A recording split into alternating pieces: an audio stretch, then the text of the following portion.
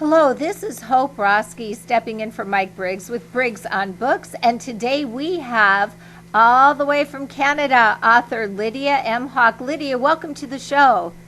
Thank you so much, Hope. I'm delighted to be here. I am so glad you are here today. There's so much to discuss. You have been writing for, you said, a very long time. What was it that brought you into writing?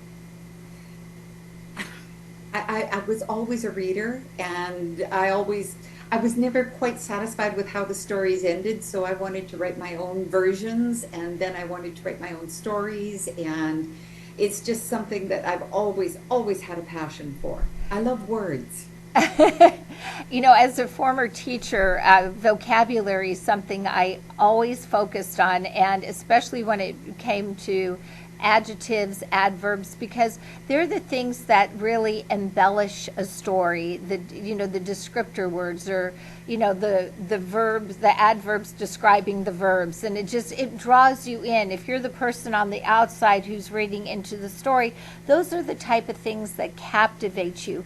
But it's interesting because, as you said, you want to write for an older group of women, but it's based on fantasy and the paranormal. How did you derive to wanting to go that direction for that specific group of women? I was approaching my 60th birthday, and I was discovering some interesting things in my own experience and in talking to my friends, and that is there's a certain level of invisibility that happens when you hit a certain age. You tend to lose a little bit of relevance almost because your family is grown and they've got their own lives, and you're just my question was, what now? Because I mean, I was only 60. I didn't feel old, and surely there had to be life after 60. And it occurred to me that I wasn't seeing much of that in books, in fiction. And I wanted to write a story for myself. I wanted to see myself in books. And so I thought, well, if I want that, then perhaps other women will want that as well. And I was right. Well, women certainly like fantasy. That's, We do. We like the power idea of it because I think that a lot of women have felt powerless. mhm, History has not been kind to us. Society gives us a hard time sometimes. sure. And that feeling of powerlessness, uh, the paranormal helps alleviate that. The idea that you can be, witchcraft, and I love that whole realm of magic. I love that idea. So you just melded the two together. So let's talk about some of the things that you have accomplished in your life, and one of them is a five-part book series, correct? And that is called the Crone It's Wars, right? The the Crone Crone Wars. Wars, yes, because Yes, I think I'm funny. So I love a good play on words. And, yes. Clone Wars, Crone Wars, it was a given. And tell the viewers a little bit about what they can anticipate, because there are five parts to that collection right there. Yeah, that is an ongoing series, and it starts with I've got the first book here. This is the large print edition because I don't have any books of my own right now. But it's about a 60-year-old woman, because I was approaching 60 and she was a grandmother and her family was grown. And then she discovers on her 60th birthday that she is actually a very powerful witch. So instead of having, the 16-year-old or the 18-year-old come of age with magic, I had a 60-year-old grandma, because what could be more fun than, you're done, you've lived your life, you've done well, and you're looking forward to retirement, and then all of a sudden you discover that no, you're supposed to save the world now. And there's an element of no, this is not what I signed up for, and an element of roll up your sleeves because somebody's got to get it done, and that's what we've always done. We've always rolled up our sleeves and done what needed to be done.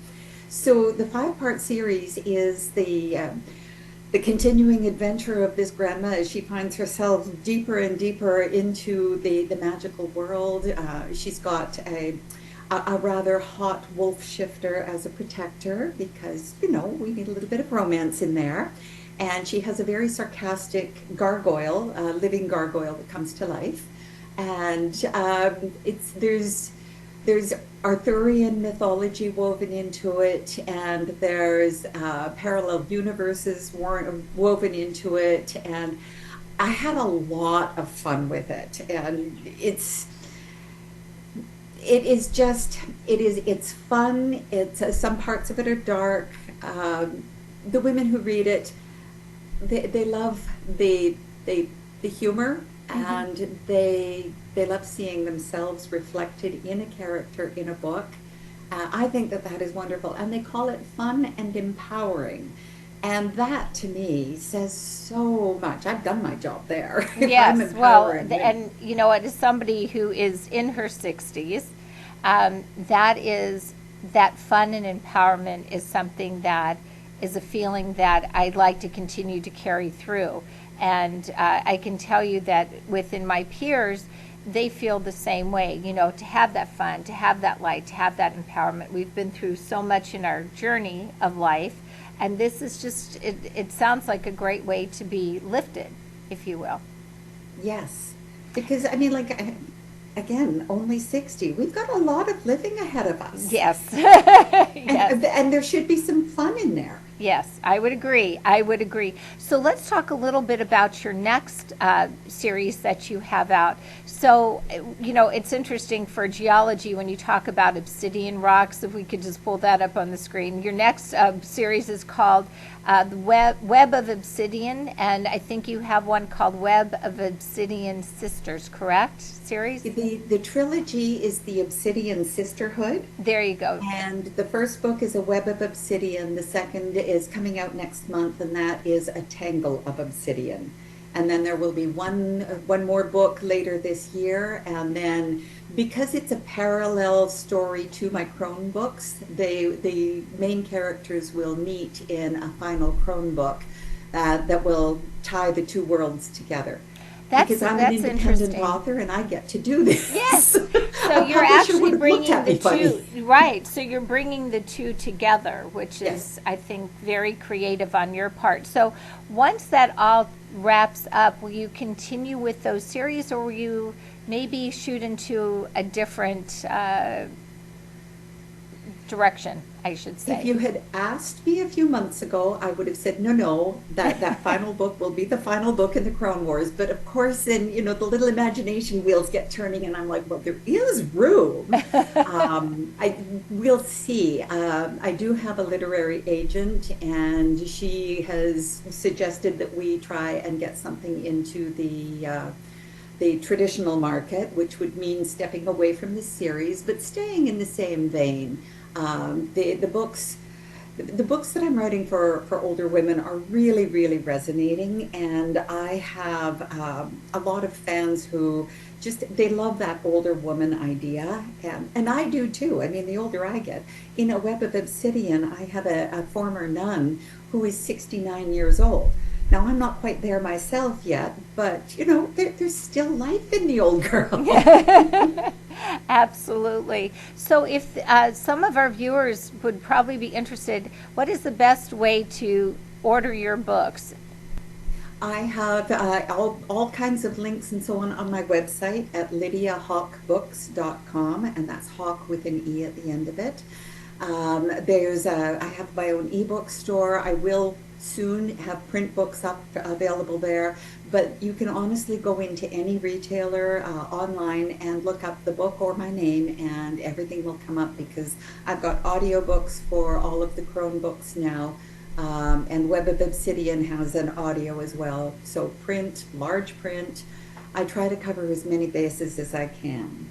That's wonderful. And that's so appreciated, because there are people that may have challenges, and people, when they're driving, they love listening to the audio books. And me, I'm old fashioned. I like to turn the pages and smell the paper. I know that sounds kind of funny, but I mean, everybody just has a different way, but it's so important to have that large print for those who do have visual impairments. It certainly helps them continue the joy of reading.